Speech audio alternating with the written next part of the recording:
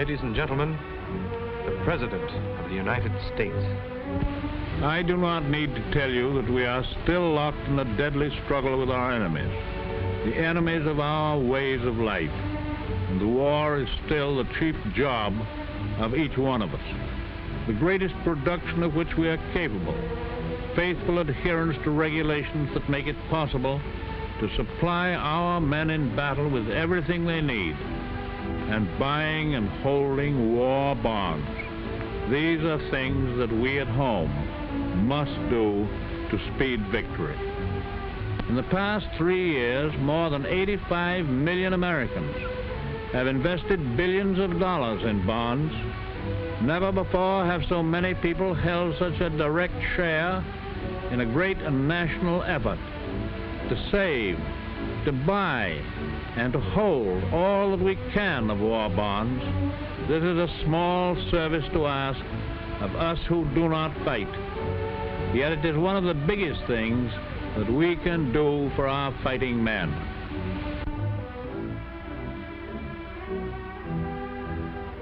It is one of the biggest things that we can do for our fighting men.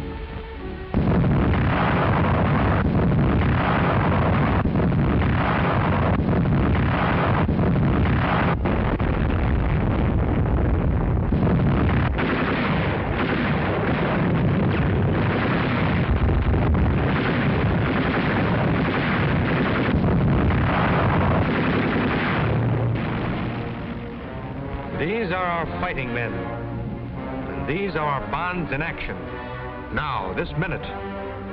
Here in battle, they speak to the enemy in words of steel, and voices of thunder. Here right now, you, John, are speaking. And you, Mary. And you, Mike. And you, and you, and you. You're speaking because your name is on a piece of paper, a war bond. And the enemy listens to you and dies when America speaks.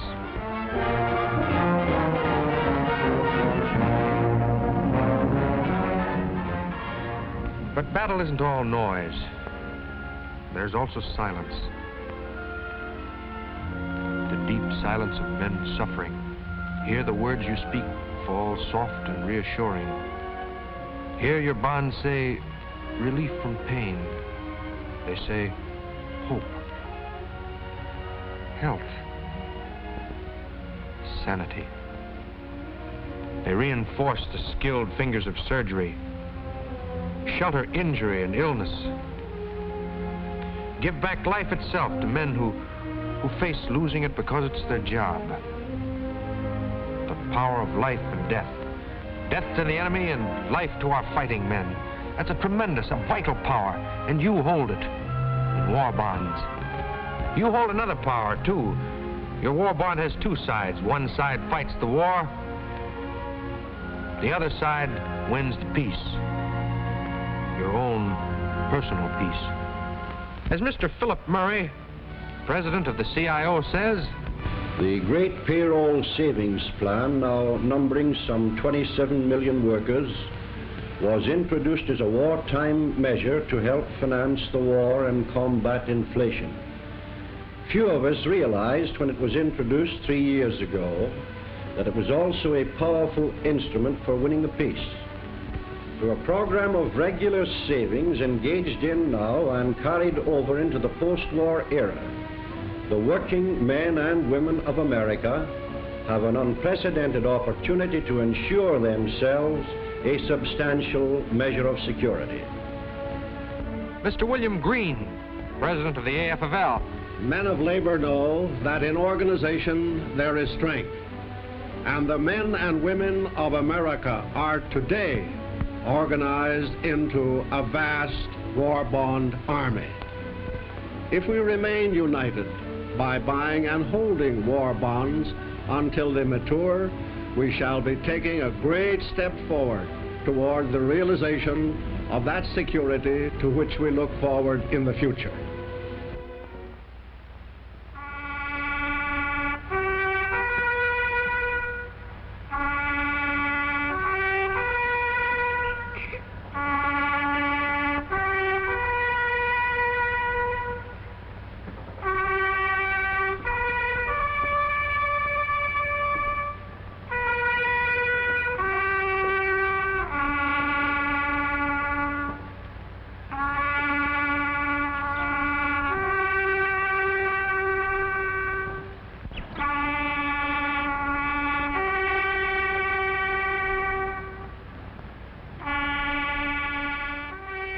These, too, are our fighting men. They have security. Timeless and eternal. They got it the hard way. It wasn't the kind they wanted, but they knew what they had to do. And they knew, too, these partners of yours, what you have to do. They knew what bonds mean out there and back here, now and in the future. They knew what Mr. Eric Johnston, President of the United States Chamber of Commerce, means when he says, "The great industrial machine of America has performed miracles during this war, and it will continue to meet any demand that may be placed upon it until at long last victory is ours. But it takes work and money and plenty of both to keep this immense industrial machine operating at full steam. The bonds you buy and hold now account for a large part of that money. And when the war is over, these very same bonds will form a backlog of funds with which you can buy a home, or educate your children, or put you in a small business, or if needed, for food, rent, and clothing. The bonds that you buy today and hold in the future give you a vital stake in our America that is, and in our America that is to be."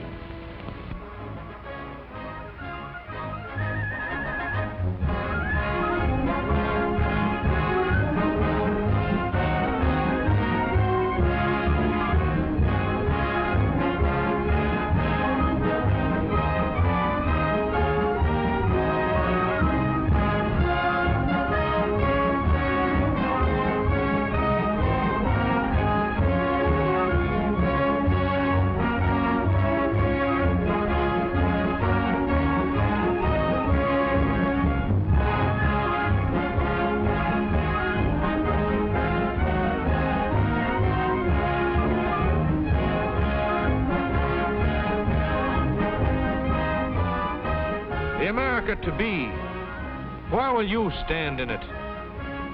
Here's how some other Americans stand. When the war is over, I'm going to open up a beauty parlor.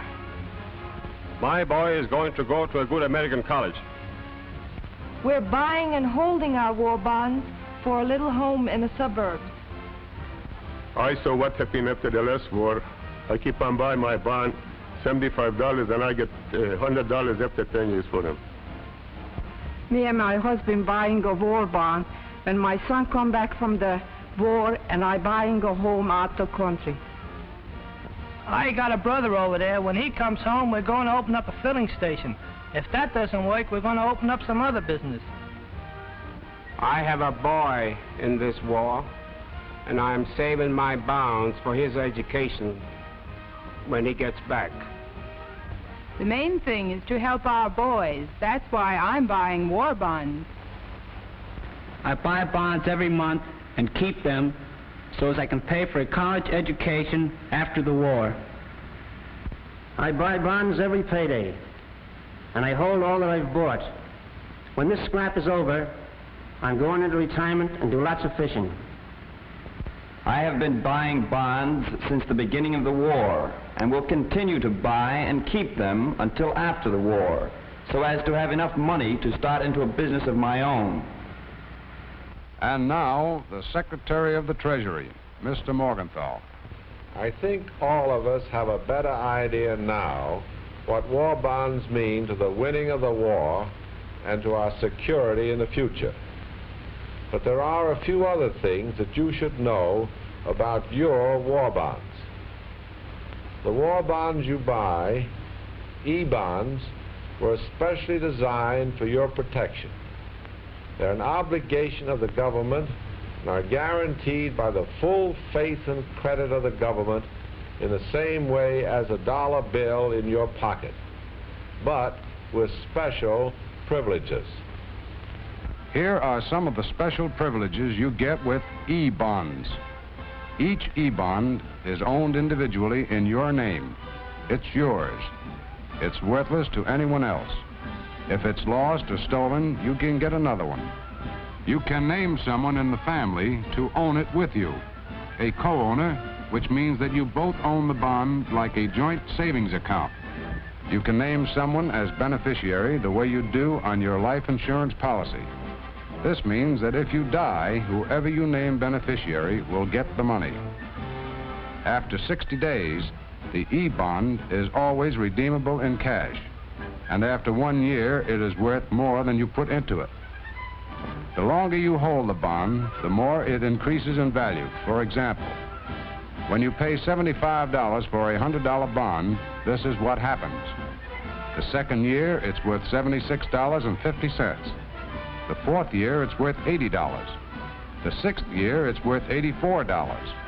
The eighth year, it's worth $92. At the end of 10 years, $100. As Secretary of the Treasury, I can assure you that the government will stand back of this bond and fulfill every provision of it. It'll be paid precisely and exactly according to terms under which it was issued. You have only to hold on to your bonds to receive the maximum return, for they are designed to favor those who hold them the longest. Keep buying them regularly and hold them to maturity. That's the story. Put every dollar you have into the green uniform of the E-bond. And for the nation's future, and for your own, hold them.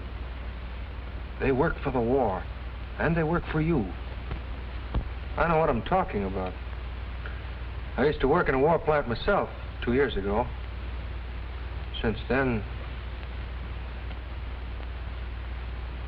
But I'm still buying bonds. And so are my buddies, millions of them. We're buying them and we're holding them. Just like we held Henderson Field at Guadalcanal. You remember? But we're going right on.